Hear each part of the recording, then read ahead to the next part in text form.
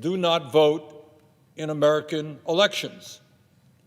I don't know that anyone disagrees with that.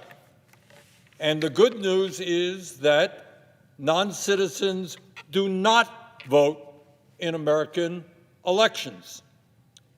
Study after study has shown that the number of undocumented immigrants voting in American elections is virtually non-existent. We are debating a problem that does not exist.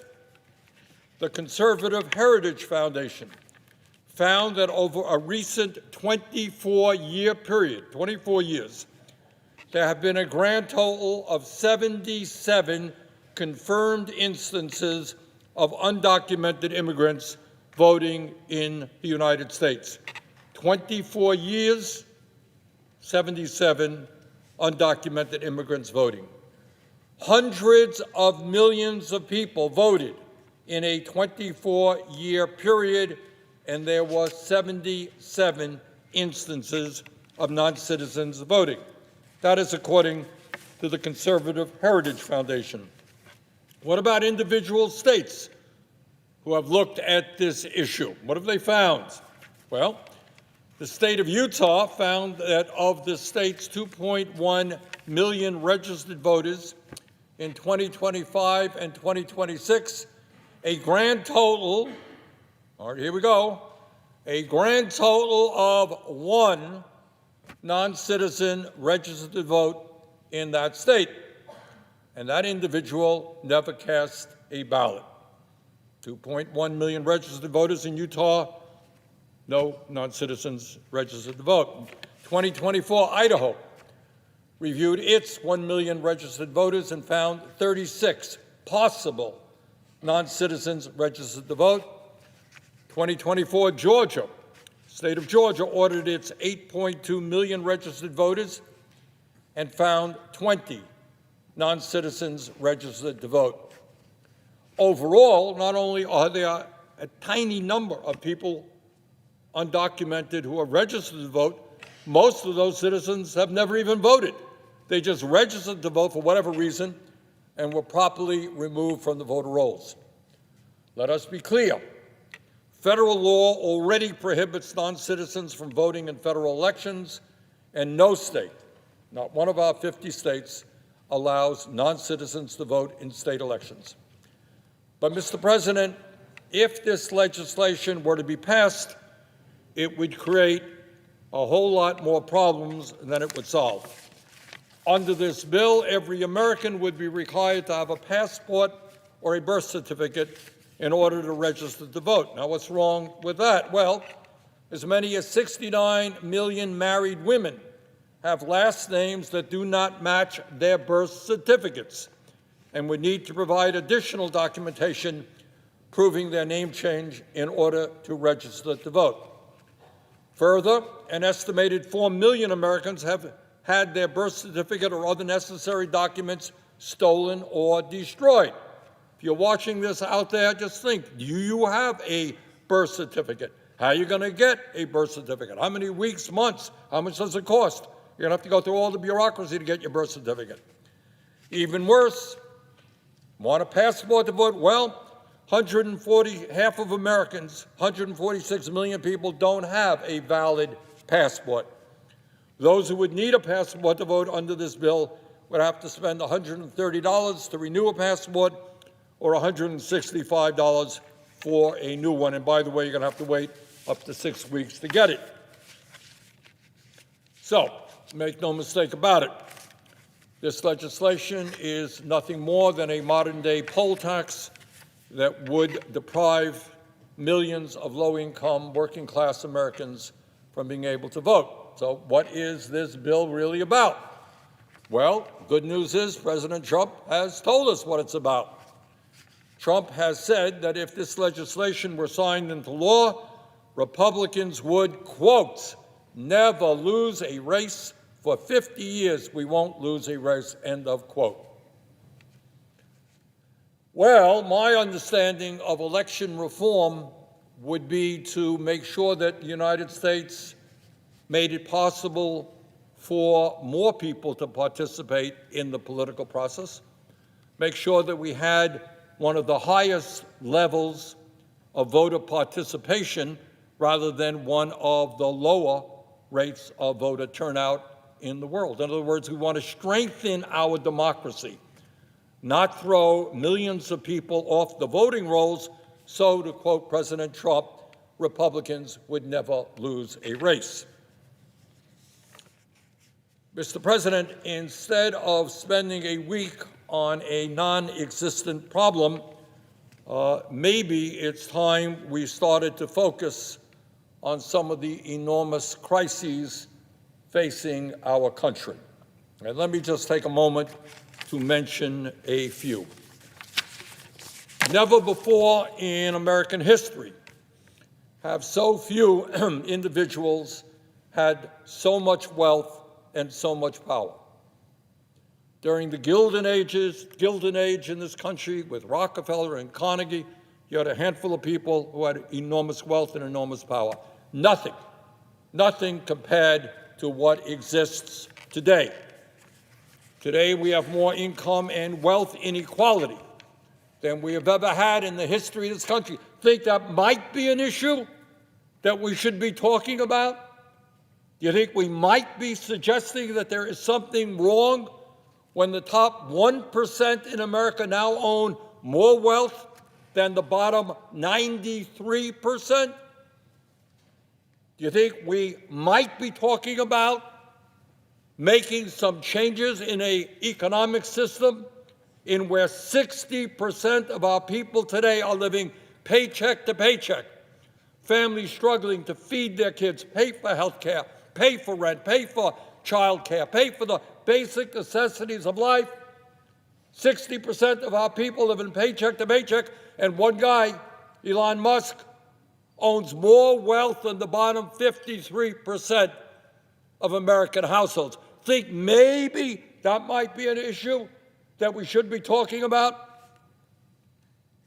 But, Mr. President, one of the reasons we don't talk about that issue and many other vital issues that impact working families is the reality that Congress today is much more concerned about protecting the needs of its campaign contributors, the billionaires who are putting an unprecedented amount of money into the political process, rather than representing the needs of working families throughout America. No great secret. As a result of this disastrous Citizens United Supreme Court decision, the billionaires in this country, Democrats, but more Republicans, putting huge amounts of money into the political process. And the Congress is quickly becoming a corporately owned entity. Maybe we might want to talk about how we get rid of big money in politics and create a democracy in which every person has one vote, not where billionaires can spend unlimited amounts of money to elect candidates who represent their interests. And I should tell you, Mr. President, that one way I believe that we begin to tackle the massive level of income and wealth inequality that exists is by imposing a wealth tax on the 938 billionaires in America who are worth some $8.2 trillion. Legislation that I have proposed, the wealth tax on billionaires, would not impact anybody in America who is not a billionaire. But over a 10-year period, this legislation would raise $4.4 trillion, strictly from the people on top, the 1/10 of 1%, minuscule number of people who are doing unbelievably well. And what would we use that $4.4 trillion for? Well, let me just briefly tell you.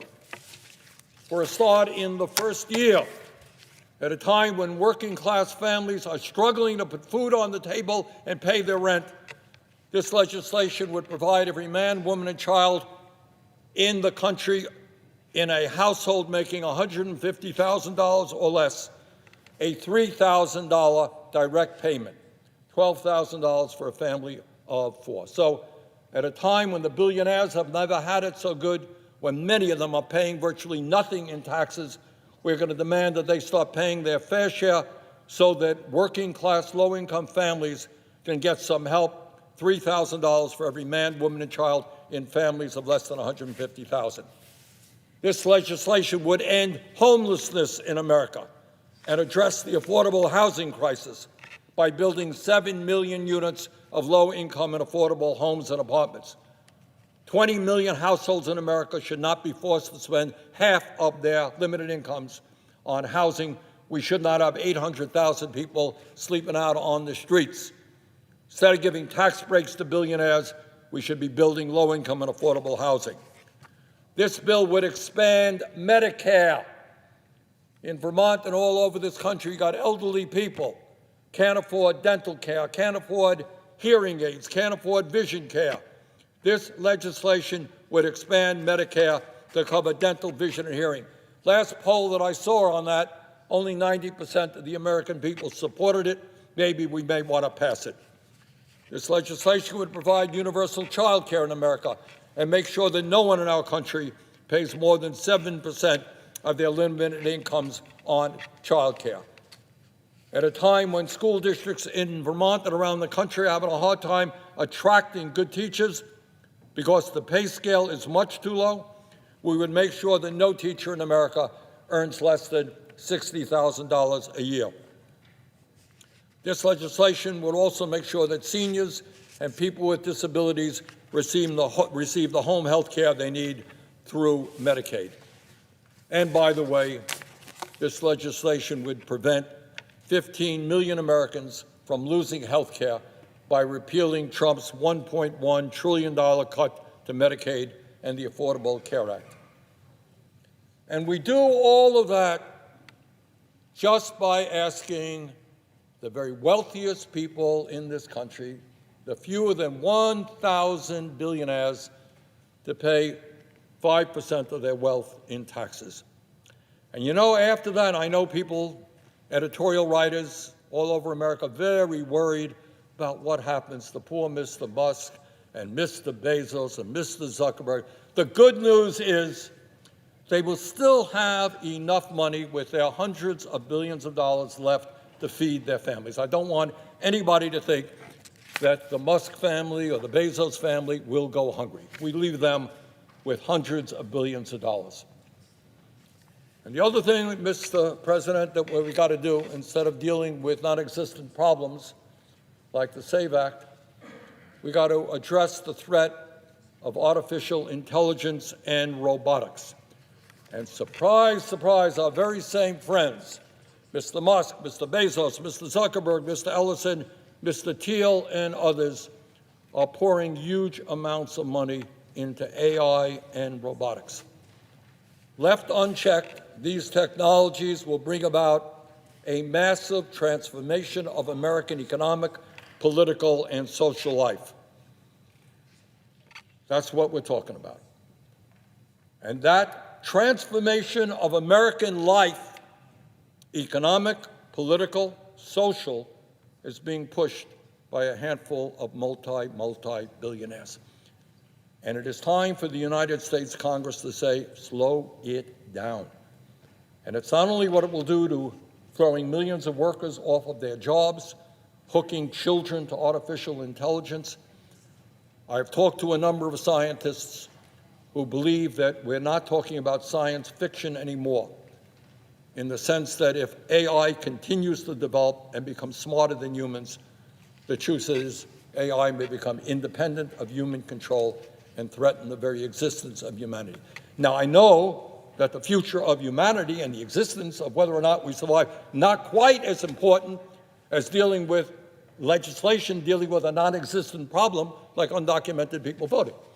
But maybe, just maybe, we might want to spend a few minutes determining whether or not we should slow down AI so that humanity survives, so that tens of millions of people do not lose their jobs, so that kids do not lose their mental health by becoming addicted to AI, etc.